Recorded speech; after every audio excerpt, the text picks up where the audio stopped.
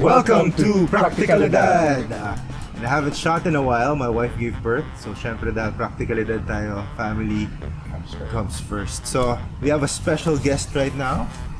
My cousin from the US. Let's all welcome Morris Jamlang. Hi. Kamusta? Yeah, Morris, tell us something about yourself. What do you do? Yeah. I'm an entrepreneur in the US, so I have my own business doon. I make backpacks na gawa dito sa Pilipinas, and we export them sa States. It's like Legos for bags, so modular pieces siya na pwede pagtugtugtugin, and pwede mong iba-iba mga configurations. For instance, yung suit ko ngayon, ito, yung my EDC, is actually what I make. It consists of 3 or 4 pieces na pinagtugtong-tugtong.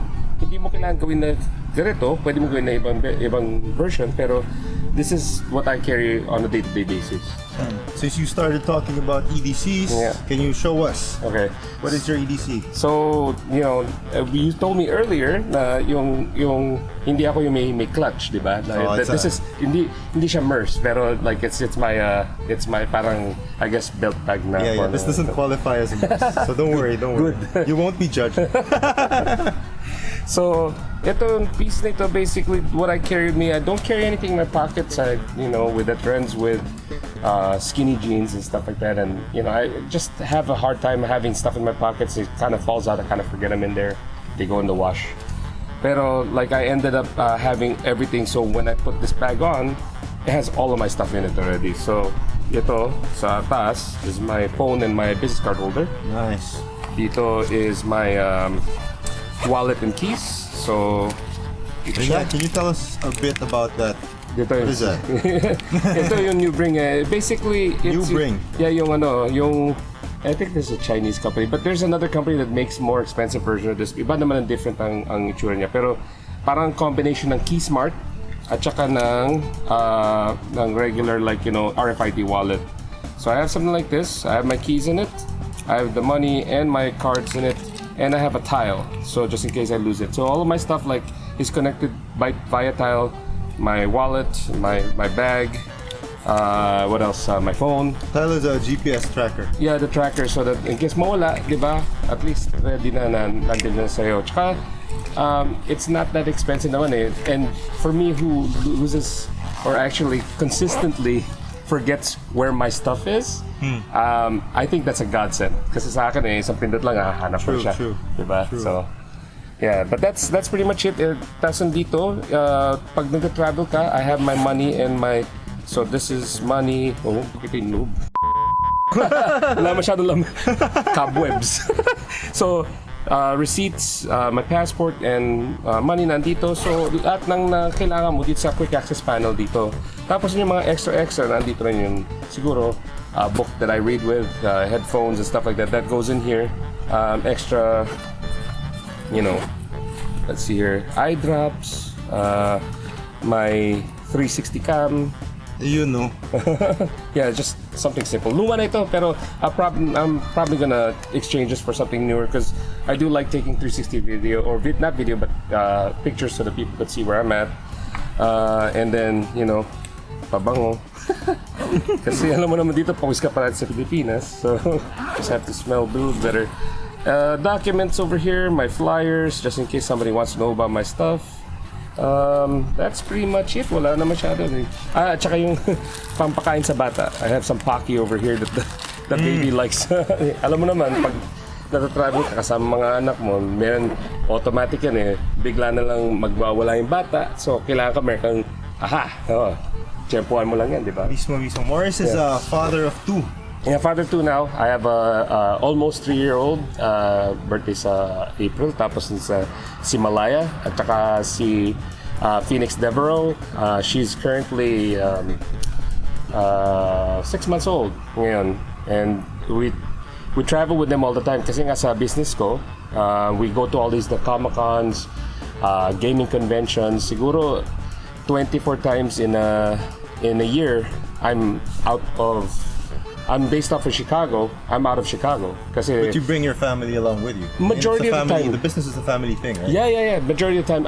The way I see it is like, it's the proverbial way of rolling the baby in dirt, diba? Kasi expose mo siya sa mga ganung mga environment na malamig, mainit, madumi. Kasi alam naman pagdating sa convention hindi mo alam ng linis o dumi ng tao that morning. So you expose the kids to that, hopefully they become a little bit more hardy than a regular kid. Diba? That's right. So they've been going around with me. Katulad si Aya, she's almost 3 na. She's been to 6 countries, been to at least 100 cities, 50 of them sa states. Tapos at least half of the city or half the US na puntahan na niya. So Wow. it's just having them like go through a lot of these life experiences para at least pag tumanda sila, of course ngayon hindi na masyado kasi bata pa, di ba? Pero subconsciously they remember things. So that's why if you get them used to yung traveling and experiencing different cultures. Yeah. That's gonna be good for them growing up.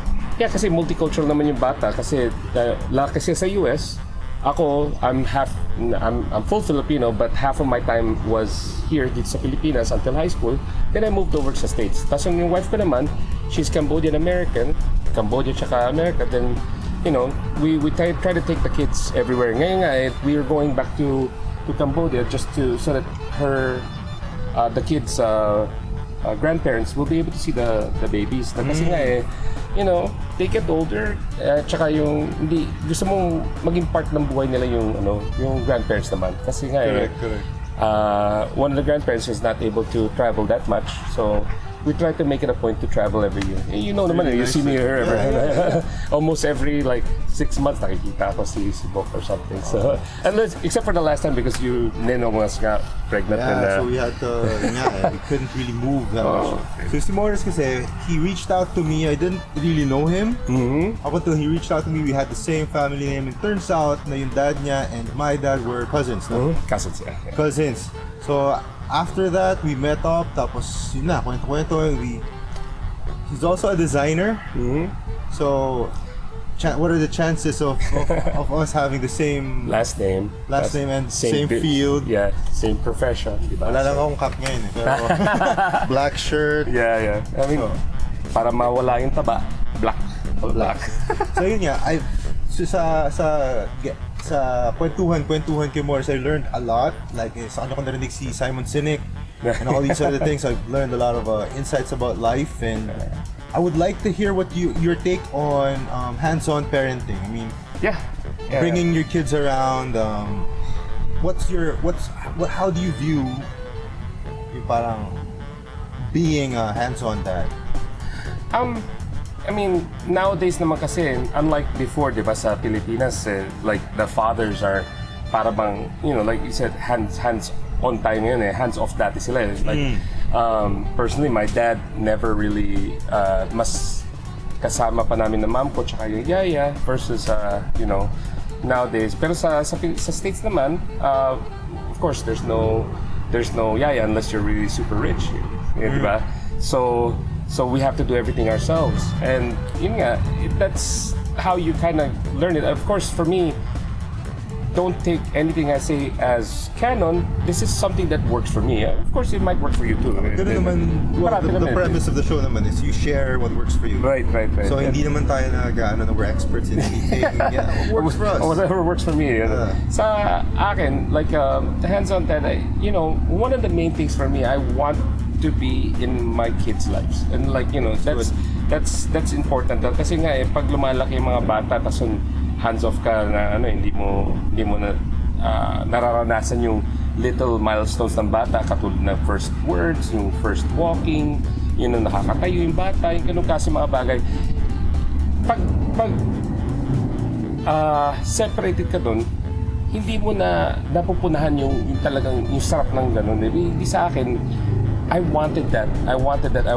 That's what sinasabi nga sa States, diba? Sabi, when you have the chance, go ahead and have the kids separate from you so it's easier to separate. Kasi kung ano mag-separate, sila nang bahala mag-separate pagdating ng oras, diba? Kasi correct. Yung time na spent na yung nakasama yung bata na sila parang nakikisama sa'yo, like they want to be with you all the time. Gusto yung tapos yung parating kasama sa Siglit lang yun, bro. Sabi, pag teenager na sila. Sila na aayaw sa'yo. So you have to take, you have to cherish every Of opportunity course. that they want to spend time with you. So, in within that premise, I really wanted to be a hands-on dad or practical dad. Kasi nga like, like again, slight lang yung time na yun you cherish those moments walang, kunyari kung kailangan ko matuto ng certain things, I do it. Kasi nga ang trato natin, ang kailangan natin gawin, yung role natin as fathers, especially nowadays, is support for their mothers. Kasi yung mothers nga, they're the main person dito. Yung, sometimes dads, yung macho, like, stigma, they want to be the center, like, ikaw yung breadwinner, pero to me, hati-hati yan And like, meron kang malakas ang sets mo para sa isang bagay, yung wife mo malakas sa isang. Pero ang balance niyan is you find the common ground for everything. Malakas ka dito, syempre, then your wife will support you in that endeavor. Tapos yung pagdating naman sa bata, of course, that's a given that ang wife ang malakas na kasi yun ang talaga nag-harbor ng child upbringing, di ba? Yes. So ang trato ko, at least for me, is support para sa kung anong kailangan ng wife, yun ang gagawin ko. Like I she needs me to cook, clean, or whatever during the time that she's feeding the baby, syempre, or pasa-pasa lang pagdating ng, di ba, katulad sa'yo, paggabi, feed, ikaw mag-burp, tapos grabe. Can't even begin to alam mo naman, di ba? Kasi puyat. pagbata, syempre, puyat pero happy, di ba? Happy. Pero yun, that's a good way of looking at it. I mean, kasi may ibang dads na feel nila na parang they're less of a dad if they help out with the house. Mas more ka na dad. Mas more ka na dad. Oo, syempre. Kasi you support, you make sure that everything stays in order, kumbaga. And you can't do that from from machismo level na dito ka, tapos mababa yung isip mo sa'yo. Gusto ko yung sinabi mo na mas dad ka if you support. Oo, mas dad ka support. Tapos, of course, certain things, especially ngayon, yung katulad ng, for me, my wife, she had a C-section both times. So, pag nagka-C-section ka, ang nangyayari, like, the first few weeks, debilitated ka talaga, hindi ka makagalaw masyado, mahirap tumayo ng kama and everything. So, ako na ang gumagawa ng first things kasi ako nga, like I said, I'm first time dad or second time dad, pero very young pa yung mga kids ko. So, very fresh sa mind ko yung mga ginagawa namin. Ako na nagpalit ng lampin simula, like ako na rin nagpakain or like yung papatulog, tapos siya papakain, ako papaburp. Wala na kasi nursery ngayon wala. Yeah, for dads or dads to be, yes. Wala. Now they promote the whole mother-kid bonding. So wala na yung mga nursery. So pag nag-give birth yung mom, the kid stays in the same room as the mom. At least for us, there was the things in the US. Yeah, here it's the same now. Okay. Before, I was expecting something different. I was expecting that I had like 2 days with my wife to just focus on kasi C-section din si Neno. Yeah. I was expecting I had 2 days to focus on her, assisting her, waiting for that first fart na parang okay na lahat. Yeah. Tapos, pero hindi. When she came to the room, kasama na bata. oh no! So parang ako, for the dads na mga bago dyan, huwag kayong magulat. Research on it and geek out kasi you have to learn to hold a newborn baby. No choice unless yung mom mo kasama mo sa room, mom-in-law or mom ng wife mo. Yeah. But remember, the kids are resilient. They, the way I learned it, and when we were talking before, panoodin mo yung doktor tsaka yung nurses kung paano nila i-handle yung bata. Then you will know how to do it too. Kasi makita mo lang parang, kasi takot ka kasi baka sobrang fragile yung bata. Pero makita mo naman sila kung paano sila nakakatakot nga sometimes. We're like, ganun? Pwede ba yun? First time ko pasok sa delivery room, parang gusto kong, wait, Doc. Wag mo na. Punas-punas. Yeah. So I got an idea of how resilient the baby was. Tapos yung, midwife. When she came to the room to help us latch the baby sa breast ng wife ko, what she did was she got the baby, kala ko easy lang, finlip over niya, tapos nilagay niya doon, parang ako, Hindi mo gagawin yun. Hindi mo gagawin yun Pero dahil nakita kong ginawa niya, sinubukan ko. Oh yeah. During, kasi kami na lang ng wife ko, we didn't have, because we had 2 other kids that we left with my mom-in-law. So wala Different. walang mag-assist. So had to man up, carry the baby. Yeah, do your thing. So yun. So, kaya nga, katulad ng anything else in life, no? Katulad ng yung mga professional sila. So they know how to manage or handle what they're doing on a day-to-day basis. And tulad na ako, I used to be like, another example, I used to be really, really scared of flying, no? Eh, syempre, you go to all these other places and you have to fly. I have no choice. So, ang sabi sa akin ng pinsan ko na piloto, sabi niya, masdan mo yung flight attendant. Pag hindi nagwala yung flight attendant, you have no reason to. Of course, they're trained to be like that. Pero makikita mo naman sa mukha yan eh. No. Pag bumaksak yung aeroplano tapos napagdun yung flight attendant, ikaw rin, sige, pwede ka na magwala at that point. Pero pag nakita mo silang regular, stoic lang yung itsura nila, okay lang. So ako, natatakot ako. Pero sila, pag nakita ko yung flight attendant, okay lang ako. So kasi alam mo naman eh, they do this on a day-to-day basis. They're professionals. Right. They've done it forever. They've experienced a lot more than you have. And yun ang yun ang baseline mo, bale. So you can observe yung doctors and yung... Oh, yes, exactly. Observe doctors. Good example. Yeah. So at least huwag kang matakot kasi lahat naman yan, new yan eh. Ang purpose natin, ang kailangan natin gawin is to learn from people who've done it before. And for us to be able to do it on a day-to-day basis para matulungan natin yung misis natin, di ba? So, next naman, what's your take on building memories as opposed to just spending a lot of dead time with your kid? Yes. How do you, view building memories? You have to take an active role in it. Yun nga eh, like memories will get built on their own, pero you have to take an active role, meaning ikaw na ang mag-set up ng time. Ikaw mag-set up ng time, ikaw ang mag-isip kung anong gagawin na pwedeng may bonding moment kayo ng anak nyo. It has to be intentional. Intentional, syempre. Kasi of course, maganda yung mga happenstance, yung mga serendipitous moments. That's always there. Pero, you have to, kasi ika nga eh, I don't believe in luck, I believe in preparedness. So that moment comes, you are prepared for that moment. So kunyari sa anak mo, anak mo may mangyayari na, this is their first time that they've taken something or they've eaten solid foods or something like that. You're prepared to do it. You're the one who's actually actively producing that moment. Imbis na hintay mo na lang mangyari, ikaw, you do your research, you do what you need to do to make sure that you're prepared when that moment comes. Kunyari, let's say, nag-choke yung bata mo, diba? Sabi, God forbid, diba? Na nangyari yan. Alam mo kung anong gagawin. Alam mo nung pinakita ng doktor, like, bata naman yan eh. Hindi Heimlich maneuver ang bata. Upside down. Correct. Like, what? That's what you do. It's a kid. Put it upside down. Tanggal yung pagkain. So, certain things like that, of course, it's like, parang common sense lang, no? Pero it's also based on you taking the time to learn about things, especially things that you want to do with your kids. Kasi nga, di ba? Correct. You could have memories anywhere in the world as long as you do it with them. Kasi nga sometimes people, they have the money, of course, then fly this, fly where, have the experience, sige.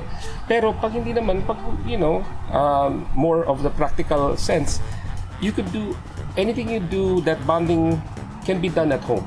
Yes, exactly. Just as long as you intentionally do, diba? Like, you take the time, hindi lang pareho kayo in the same room, pareho kayo naka-gadget or whatever. Yun, that's not bonding. That's not moments that you would share. Ang moments na share mo, talagang kayong not dalawa or however many kayo, is to take the time to actually do stuff. Sometimes board games, sometimes kahit usap-usap lang. I mean, how was your day? Bundy clock parenting na, that's my 1 hour with you, we're done. Check out ka na pagkatapos. I mean, na-mention mo kahit hindi siya mamahalin. I mean, kami ng kids namin, we like my eldest daughter na, she loves baking. So we get cheap lang ang ingredients. Yes. Pero yung supporting her, Dad, can you get this? Oh, sige, what else? Yeah. Tapos yung papatikim na niya na sa'yo, you give your honest opinion. Yeah.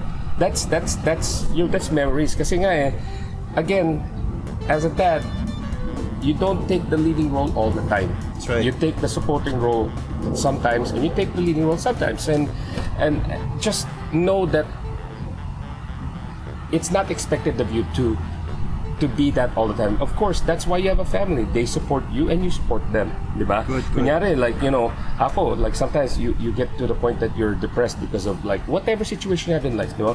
Sometimes you don't even know na depressed ka. Alam mo lang na para bang matamlay ka, and only you don't realize it, somebody around you would realize it, and they will talk to you. Katulad ng wife ko, she would say like, hey, you're not feeling too well, how are you doing?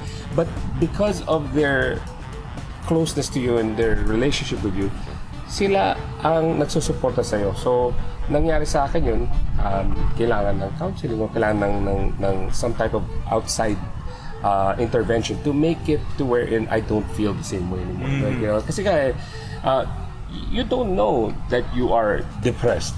You just know that you just don't feel good. That's right. Yung ano nga, I was feeling the same way just a couple of months ago. Yeah. Then timely, one of my pastor friends messaged me saying, "How are you doing?" Like, I feel a bit low. Then he itemizes these things. Have you been talking to other people? Like, no, just the kids. Have you been going out, exposed sa sun? It's like, no, we're just here sa bahay kasi nag-homeschool and all that, and we're catching up to yung deadline. Tapos sabi niya, have you been exercising? It's like, no, I didn't have time. So sabi niya, yung tatlong yun ang recipes. Do it. Do it. Do those three. Kasi that's why you've been feeling low.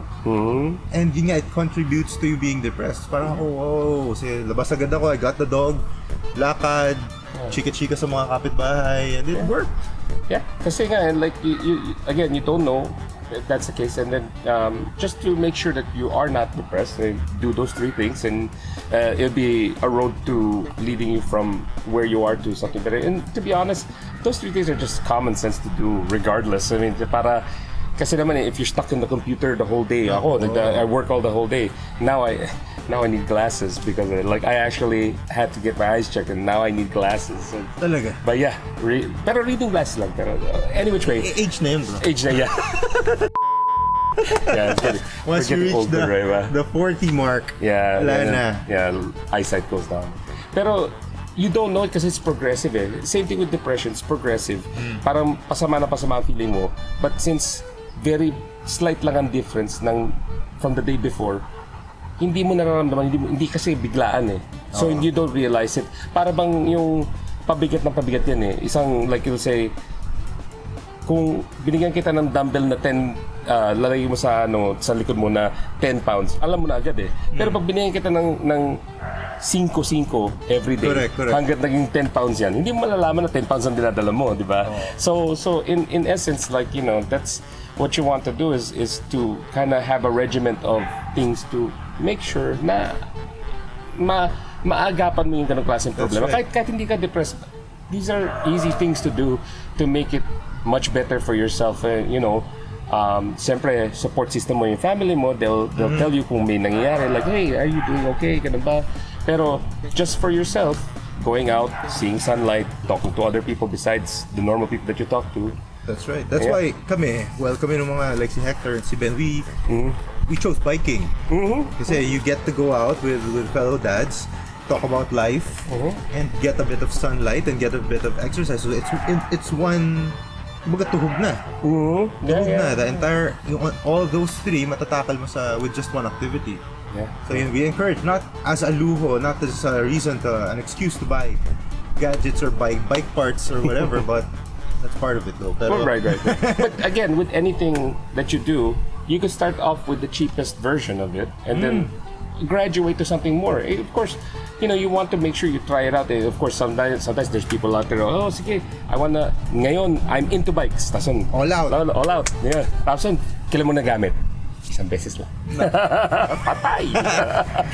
Ano sabi ng misis? Bakit na ganyan laki-laki ng gastos mo, hindi mo na ginagamit? Patay! Bato-bato sa langit. Yeah. Iwas ka lang, ha? Pero yun, this wasn't the intended topic, pero that's a good, I'm glad you shared that. I mean, it's an issue with dads eh. Kasi yun nga, you have to be aware of these things. I mean, hindi ka mo pwedeng go through ka lang sa life and bahala na kung ano man. There's a Active thing. Active role. There's a thing as as real as depression, and it's hitting a lot of people now.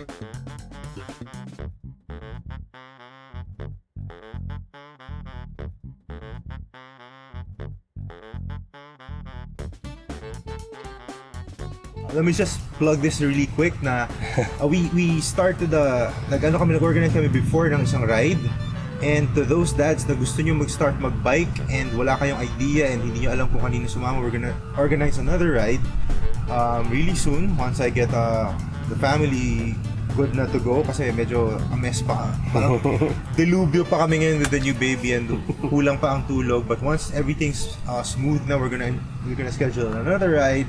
And we're gonna invite every dad para introduction ride, if you like it or not. Yeah. Sayang. I'm not here all the time, of course, pero that'd be nice to do.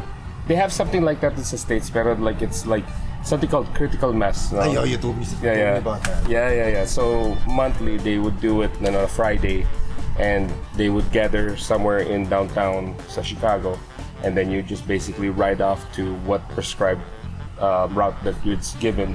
But they do that once a month, every month until it becomes too cold. Katulad ngayon, sobrang lamig. Saya nun, bro. Yeah. It's great. It's maganda yung pagkasama ng mga kaibigan mo. Pero this is organized to wherein anybody can join. Katulad ginagawa mo, which is pretty cool, ah. I'm just like dito sa Maynila, medyo scary mag-ride, I think. Kailangan mo nang kasama dito, man. May learning curve yung riding here, lalo na urban riding. Yeah. Magra-ride ka lang to a trail and ride them. Okay lang, gugulong ka lang sa lupa, pero if you ride yung streets, yeah. You have to know how to ride the streets. Maybe that's another podcast urban riding, YouTube. Yeah, for sure. Kasi I mean, alam mo naman dito, not just traffic, kundi the rules of the road is very different dito sa Maynila kaysa sa Do you still ride fixed gear o ano ka? Fixed gear pa rin, pero I have that shot in. I'm getting old, my knees starting to hurt from braking. So ang ginawa ko, I have my mountain bike, which on trail riding it's okay, pero I wanted something a little bit more like fast, so bro, ako nag-shift ako sa bike. I started with a mountain bike, then fixed gear ako. Best of both worlds for me now is a gravel bike. Okay. Look into Malaking that. gulong, so 35 to 38. okay. The one I have downstairs, I'm gonna show you. Okay. It's a gravel bike. It's good for roads, especially pag bumpy yung roads, kakainin lang ng tires. Wala siyang shocks, but it can go on fire roads and simple trails. Nice. Pwede rin siya. So it's best of both worlds, yeah. Best of both worlds. You can get one bike for I'm trying to see kasi I like the minimalism of a fixed gear. So ang iniisip ko, like I have a few parts still. I just need to get yung para sa bata, parang yung Stormy Archer coaster brake. So coaster brake lang. So bali yung look ng bike pareho pa rin, walang brakes, walang lines, lahat. Pero meron kang back pedal na gano'n, yeah. Back pedal brake. I'll try it and see how it works out. I remember how it is when I was a kid, diba? Pero meron sila yung ganyan bago na 2-speed. So kickback ka ng malakas, mag-change ng gears. Tapos pero pag hinalawak mo lang gano'n, magbe-brake siya. Okay yun. Kasi yung fixed gear, okay pa rin siya talaga for city riding. For leisure, pasyal rides. For me, my knees can't handle that. Yeah, I can't handle it anymore. With a Sorry. As much as I want to be cool, ayoko naman cool na kakalat sa daan na hindi mo malaman. Kaya ako may nag-post ng meme The one who wrote age is just a number must be in denial. Of course. Age not a number. You feel it. Yeah, you can feel it for sure. Like, my back feels it. Yeah. Ayun, natutuwa kami, nag-ayos kami ng bike, no? Of course yung bike mo nasa sahig lang, di ba? Nasa floor. So naka-crouch down kami na ganun. Naayos kami ganun. Tingnan na kami dalawa. Ay, tatlo kami tingin. Mahirap ito ata. Kasi di ba, komportable ka, nag-aayos ka ng bike na gano'n. Pag akit ka na, okay, eto muna. Okay, tapos sunod yung likod.